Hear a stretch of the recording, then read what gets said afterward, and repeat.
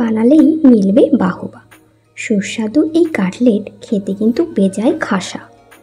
রেস্তোরাঁয় মাংসের কাটলেট কম বেশি সকলেই খেয়েছেন, তবে মোচার কাটলেটও যে বেশ সুস্বাদু তা কি আগে জানতেন? এই পদটি চেখে দেখতে একদিন বাড়িতে বানিয়েই ফেলতে পারেন। রইল তারই রেসিপি। নমস্কার, আমি প্রিয়া। মোচার কাটলেট বানানোর জন্য সবার প্রথমে কিন্তু মোচা লাগবে। তাই জন্য মোচাটাকে প্রথমে বেছে নিতে হবে। মোচার যে উপরের শক্ত লাল অংশটি আছে সেটিকে বাদ দিয়ে ভেতরের ফুলগুলোকে এখানে ছাড়িয়ে নেব। মোচার বাছতে একটু সময় লাগে ঠিকই, খেতে কিন্তু দুর্দান্ত। মোচার ফুলগুলো যখন বাছা হয়ে গেছে তখন একটা একটা করে ফুল নিয়ে সবচেয়ে বড় এবং সবচেয়ে ছোট অংশটি বাদ দিতে হবে। দেখতে ঠিক সবচেয়ে বড় ডাঁটির মতন এবং ডাঁটিতে মাথার উপরে যেন একটা বিন্দু লাগানো আছে, ঠিক ওইটিকে বাদ দিতে হবে।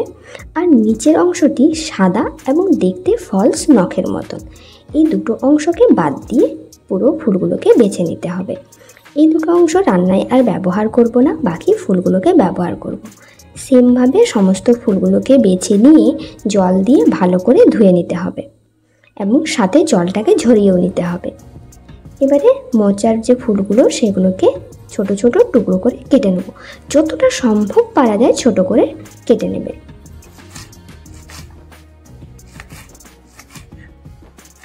এবারে মোচা কাটা কমপ্লিট হয়ে গেলে এবারে মোচাটাকে সেদ্ধ করে নিতে হবে।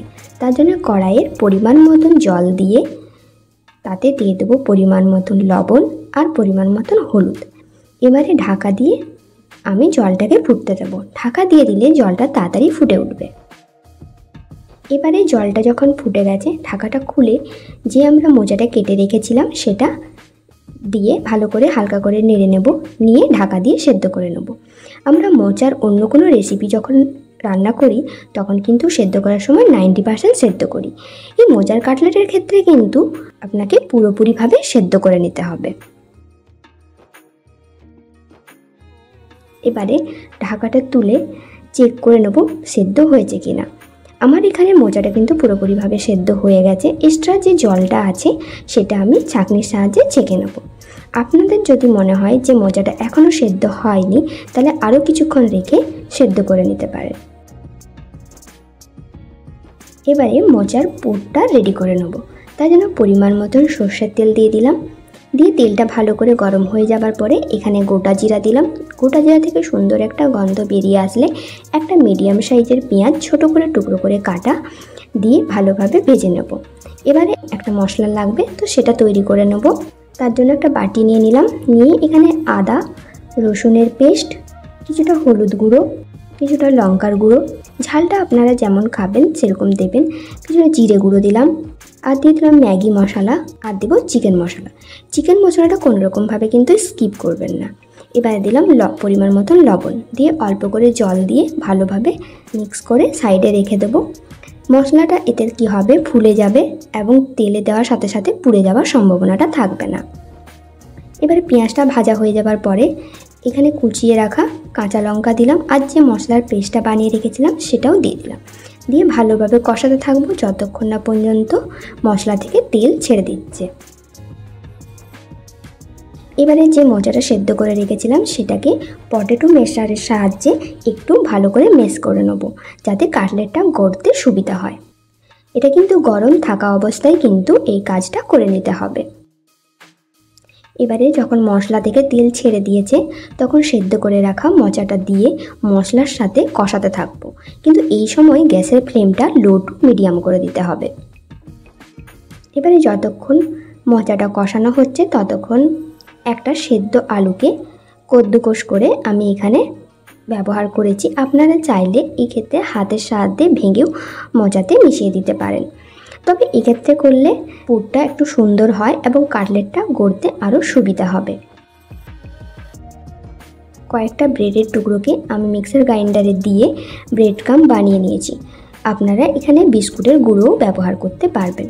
যখন আলুটা ভালোভাবে মেশানো হয়ে গেছে তখন ব্রেড ক্রাম্বটা দিয়ে ভালো করে মিশিয়ে নিতে হবে। আপনাদের পুরটা যতক্ষণ না কড়া থেকে ছেড়ে যাচ্ছে ততক্ষণ কিন্তু আপনাদের পুরটা বানিয়ে নিতে হবে। এবারে একটা প্লেটে দিয়ে একটু কিছুক্ষণের জন্য ঠান্ডা হতে দিতে হবে, যাতে হাতে আপনারা কাটলেটটা গড়তে পারেন। ঠিক ওই মতন ঠান্ডা করে নিতে হবে। এবারে কিছুটা যেমন আমরা রুটি বানানোর যেমন লেচি বানাই, ঠিক ওইভাবে নিয়ে হাতের সাহায্যে একটু চ্যাপটা করে নিয়ে সাইডগুলো আঙুলের সাহায্যে দিয়ে একটু কাটলেটের আকারে গড়ে নিতে হবে। আপনারা ভিডিওটি ভালোভাবে লক্ষ্য করলে দেখতে পাবেন যে আমি কিভাবে কাটলেটটা গড়ে নিয়েছি। আমি কিন্তু দুরকম পদ্ধতি দেখিয়েছি, আপনাদের যেটা ইজি মনে হবে বা সহজ মনে হবে তো সেটা আপনারা ওইভাবে মোচার কাটলেটে গড়ে নেবেন।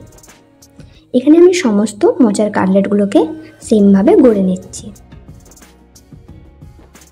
এবারে কর্নফ্লাওয়ার, লবণ আর একটু গোলমরিচের গুঁড়ো দিয়ে অল্প জল দিয়ে একটা ব্যাটার তৈরি করে নিচ্ছি। এটা কিন্তু আপনারা কর্নফ্লাওয়ারের জায়গায় ডিমও ব্যবহার করতে পারবেন বা কর্নফ্লাওয়ার ডিম দুটোই ব্যবহার করতে পারবেন। এবারে যে ব্রেড ক্রাম্বটা বানিয়ে রেখেছিলাম সেটাও নিয়ে নিলাম। নিয়ে পুরোপুরি রেডি হয়ে যাবার পরে যে মোচার কাটলেটটা গড়ে রেখেছিলাম সেটাকে প্রথমে কর্নফ্লাওয়ারের ওতে ডিপ করে নেব, তারপরে ব্রেড ক্রাম্বে কোট করে নেব। আমি কিন্তু এখানে ডবল কোট ব্যবহার করছি।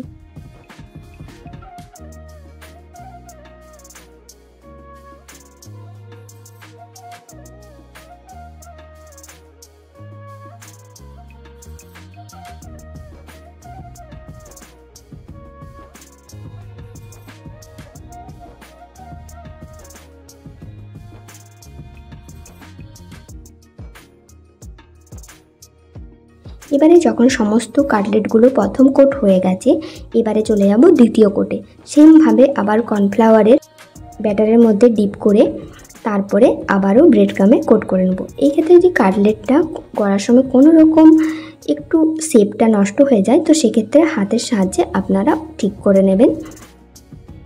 এবারে কাটলেটটা যখন সমস্ত গড়া হয়ে গেছে তখন ফ্রিজে আধ ঘন্টার জন্য রেস্টে রেখে দেবেন।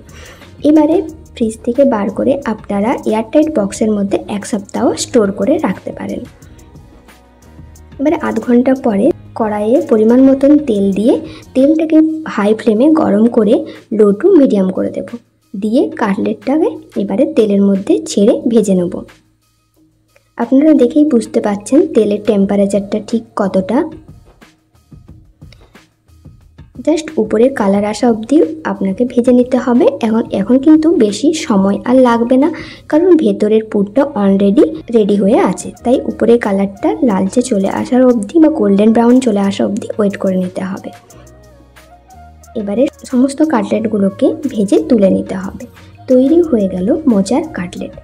এরপরে সস বা গ্রিন চাটনির সঙ্গে আপনারা পরিবেশন করুন।